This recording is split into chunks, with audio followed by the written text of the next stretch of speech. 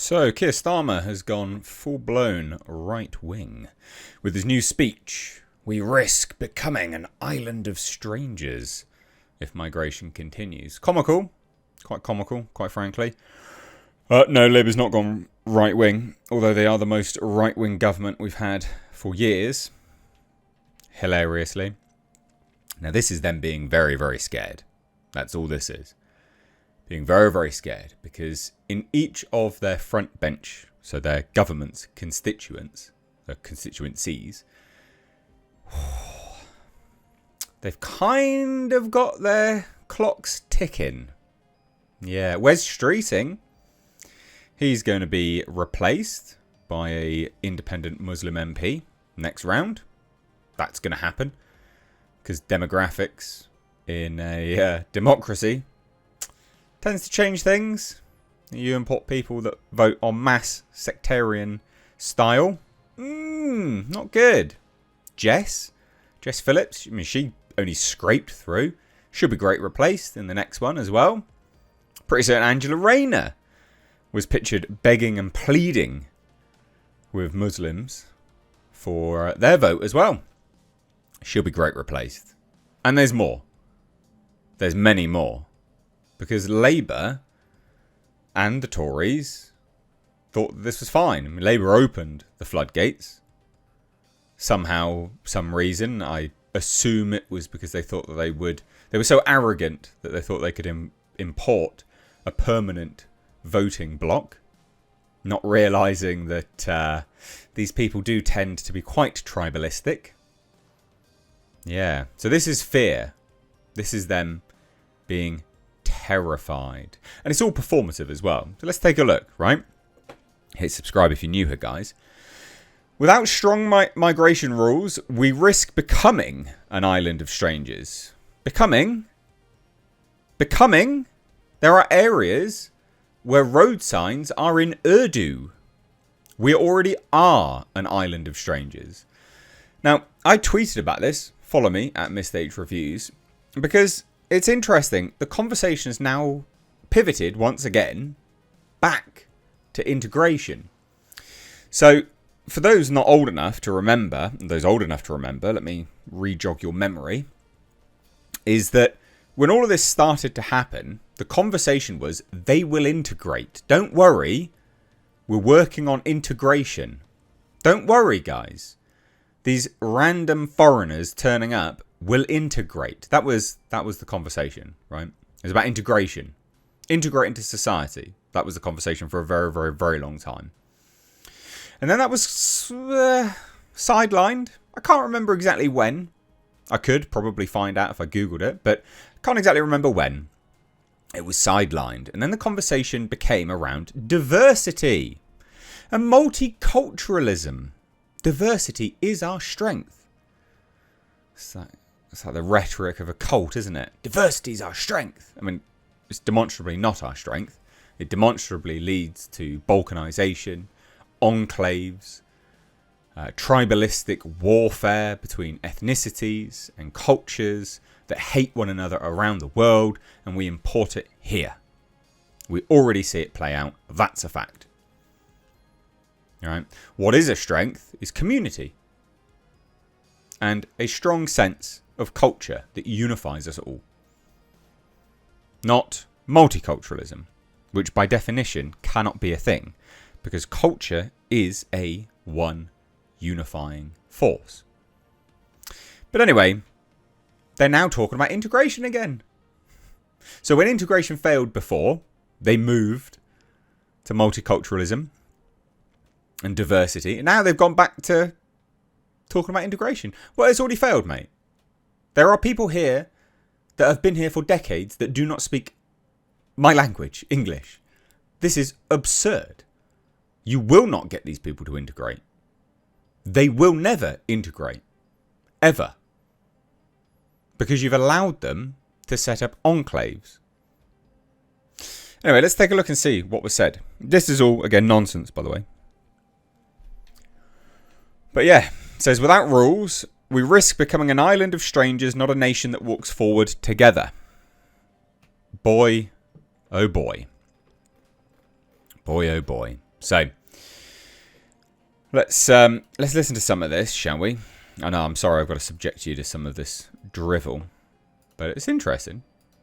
Today we publish a white paper on immigration, a strategy absolutely central to my plan for change that will finally take back control of our borders and close the book on a squalid chapter for our politics, our economy, and our country.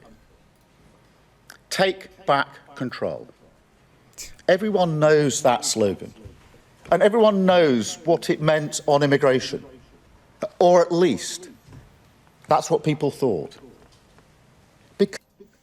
Now, I'm just going to pause it briefly. This pleb has not actually revealed anything that he plans to actually do in terms of quantities and numbers. This is all just pure performative nonsense.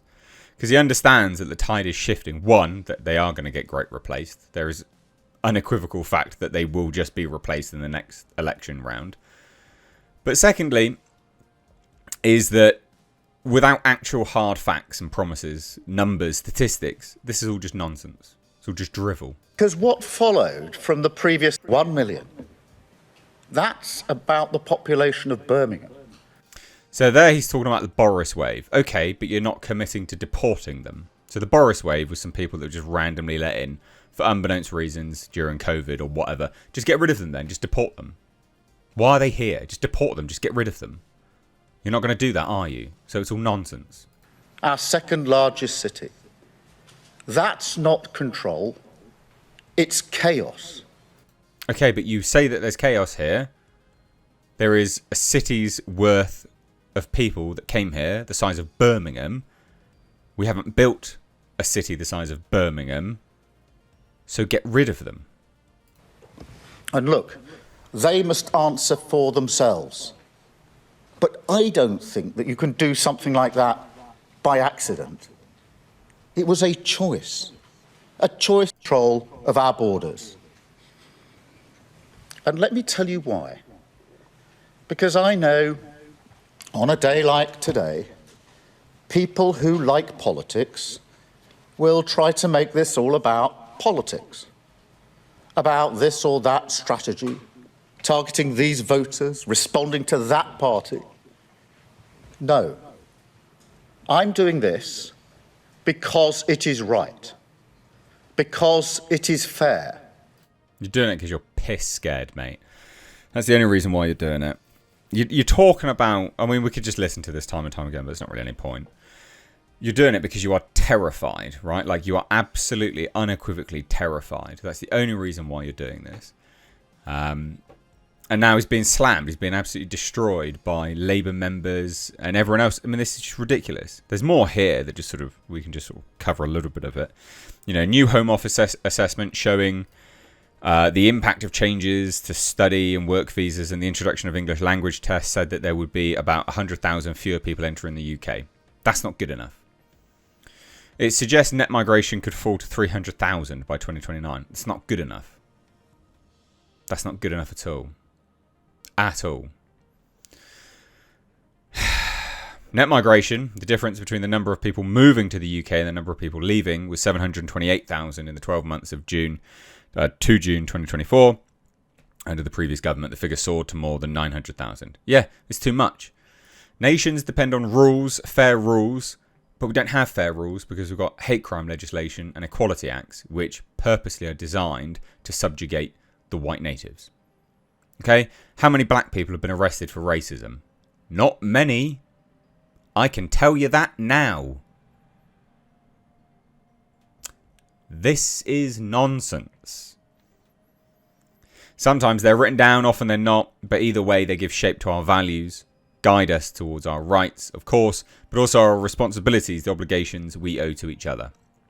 In a diverse nation like ours, well, I wish it wasn't, quite frankly. I honestly wish it wasn't diverse. Right? I remember going to London back in the day.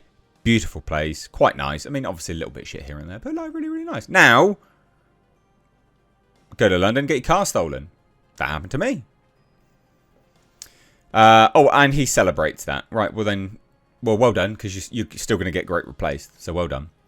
These rules become even more important. Without them, we risk becoming an island of strangers, not a nation that walks forward together. No one's going to walk together with you. And actually, you've really screwed up here because you've realised as well, I think, the tone of the nation against you is so drastic that if you do want to go to war, good luck. Good luck. Because people are leaving the police en masse. People are leaving the army en masse. No one wants to fight for you. No one wants to fight for people in power that demonstrably hate them. You've got loads of people in hotels that are fighting age. Get them to fight for the country. Earn their citizenship. Earn their passport. Earn their right to be here. But you won't. And they won't. Because they'd leave. Because they're here for the freebies. Fact. It's ridiculous. This is all ridiculous nonsense. Starmer said tackling migration would not harm growth. Well, no, it shouldn't. Because if migration was going to fix growth, we'd be in a better situation by now, wouldn't we? After decades of migration. Clearly. Like, whatever immigration was trying to fix, it hasn't done it. Has it? Because the UK is worse than it's ever been. So if immigration was designed to fix something, it hasn't done it. Therefore, stop it. But it did help GDP on a map, on a little graph. The graph went up, GDP went up. But GDP per capita went down. Not only that, you can't pursue lunatic policies like net migration whilst also importing hundreds of thousands of people. Every person has a carbon footprint to their name. No one has done the statistics on this.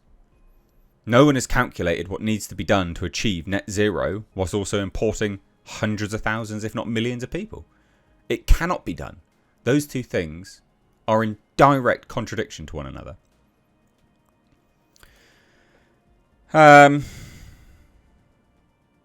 Yeah, we've had the highest net migration when the last government lost control to nearly 1 million and stagnant growth. And so that link doesn't hold that evidence. Yeah, no shit.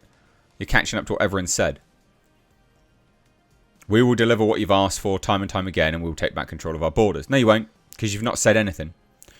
There is no numbers here. I'm promising that net migration will fall significantly. What is it then? You haven't given a number, so I don't care. I don't want to hear it. Starmer said he would be prepared to introduce further measures if we do need to take further steps. If we do need to do more to release pressure on housing and our public services, then mark my words, we will. You should. You should just be deporting everyone right now. Deport everyone right now. Get rid of everyone right now. No one should be here that isn't. No foreigner should have access to the benefit system that I have paid into. No foreigner should have access to the healthcare system. No foreigner should be in social housing when we have English people on the street. And if you think that that is somewhat controversial, then you're an idiot and I don't care. I don't care for your opinion at all. A nation who doesn't look after its own innocent or downtrodden shouldn't be looking after other people's. You look after your own first. Get your own house in order first. Then you help other people. But this is all just nonsense. A diverse nation like ours, I'm so celebrate that. Shut up. Shut up. You're going to be voted out. And in your constituents, they will just go... Your constituency will just vote in a bloody Muslim MP anyway. So you're screwed. You're all fucked because you didn't realise this. You imported people who come from areas across the world where there are dictatorships keeping themselves in order. And you've given them the right to vote. What do you think will happen when you give these people the right to vote whilst also telling them that they are victims and that they should be put up on a pedestal and also weaponising the judicial system in their favour? What do you think will happen when they get in power?